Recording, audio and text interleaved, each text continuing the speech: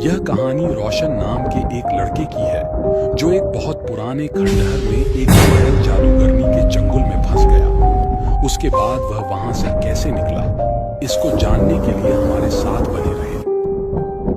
काले घने बादलों ने आसमान को घेर रखा था और सर्द हवाएं चल रही थी। गहरे घने बादलों के कारण शाम के समय भी अंधेरा सा छाया हुआ था। रोशन अपनी मोटरसाइकिल में सवार होकर फाटक पार करके कच्ची सड़क पर चला जा रहा था। जब वह शहर से चला था तो दिन ढलना शुरू हो चुका था और आसमान में दूर बादल इकट्ठा होते दिखाई दे रहे थे।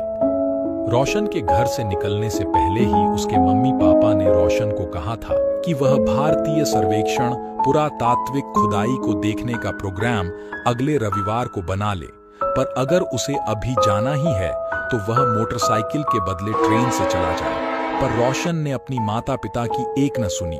क्योंकि उसके रगों में अभी जवानी का खून था और रोशन को ऐसी जगह पर जाना बहुत ही बढ़िया लगता था, क्योंकि वह एक आर्कियोलॉजी स्टूडेंट था और इसलिए रोशन को प्राचीन और पुरानी जगह पर जाना बहुत ही अच्छा लगता था। और जब रोशन को पता चला कि उसी के शहर में भारतीय पुरातात्विक सर्वेक्षण के द्वारा खुदाई हो रही है तो वह सब्र ना कर सका और वहां के लिए फौरन जाने का मन बना लिया, जहां पर रोशन की क्लासमेट और उसकी मंगेतर रोशन को बहुत समझाती है कि वह आज इस सफर पर न जाए और अगर रोशन को इस सफर के लिए जाना ही है तो वह ट्रेन से चला जाए। पर रोशन यहाँ पर किसी की नहीं सुनता है और अपनी बाइक में बैठकर अपने सफर के लिए निकल जाता है। और अभी रोशन को बाइक चलाते चलाते कुछ ही समय बीते होते हैं, जहां पर वह देखता है कि आसमान में काले काले बादल एक जगह इकट्ठा हो रहे हैं और बहुत ही ज्यादा अंधेरा हो चुका है, मानो जैसे कि बहुत तेज आंधी आने वाली है। इसलिए रोशन अपनी बाइक को बड़ी तेज स्पीड में हाईवे में चला रहा था और काफी समय के बाद हाईवे का रास्ता खत्म हो जाता है, जिसके बाद रोशन को अपनी बाइक को कच्ची सड़क में उतारना पड़ता है। वहां की सड़क इतनी खराब होती है कि उसमें बाइक चलाना बहुत ही ज्यादा मुश्किल हो रहा था। इसलिए रोशन अपनी बाइक को धीरे धीरे चला रहा था और देखते ही देखते कुछ समय के बाद बारिश भी चालू हो गई, जिसके कारण न चाहते हुए भी रोशन को अपनी बाइक को उस कच्ची सड़क में बड़ी तेज स्पीड में चलानी पड़ी और काले बादलों के कारण आसपास का माहौल एकदम काला रात की तरह हो गया था, जिसके कारण आगे का रास्ता दिखना बंद हो गया था और बाइक की रोशनी से भी कुछ भी ज्यादा क्लियर नहीं दिख रहा था कि तभी आसमान में चमक रही बिजली के कारण रोशन को एक बहुत ही पुराना घर दिखता है, जहां पर रोशन सोचता है कि इस बारिश में भीगने से अच्छा है कि क्यों ना आज की रात इस घर में बीता लिया जाए। इसलिए रोशन फौरन अपनी गाड़ी को उस घर की तरफ मोड़ लेता है और अपनी बाइक को वहीं पार्क करके घर के अंदर चला जाता है, जहां पर बहुत अंधेरा होता है और कुछ भी क्लियर नहीं दिख रहा होता है। इसलिए रोशन सबसे पहले मोमबत्ती निकालकर जला लेता है और उस पुराने घर को देखने लगता है, जो कि देखने में एकदम खंडहर लग रहा था, मानो जैसे कि सालों से इस खंडहर वाले घर में कोई न आया हो।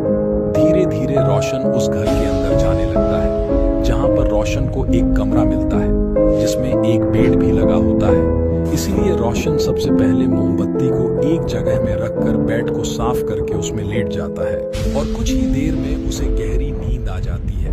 जहां पर थोड़ी देर के बाद उसकी अचानक नींद खुल जाती है,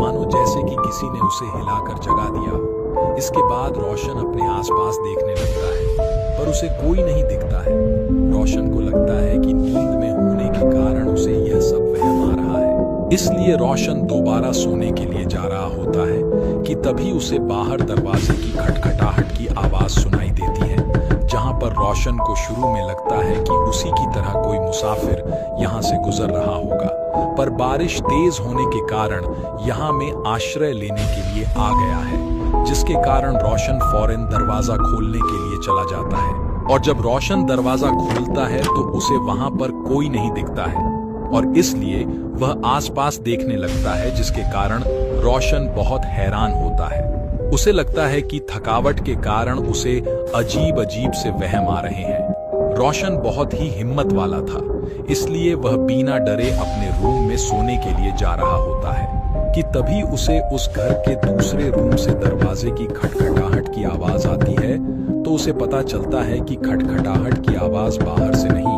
बल्कि घर के दूसरे रूम से आ रही है, जहां पर थोड़ी देर के बाद किसी लड़की की पतली सी आवाज भी आने लगती है, जिसे सुनकर रोशन बहुत ही ज्यादा डरने लगता है, क्योंकि रोशन ने पहले ही इस पूरे घर के एक एक रूम को अच्छी तरह देख लिया था,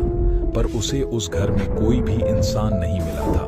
पर हैरानी की बात यह थी कि अब अचानक उस रूम में कौन आ गई थी।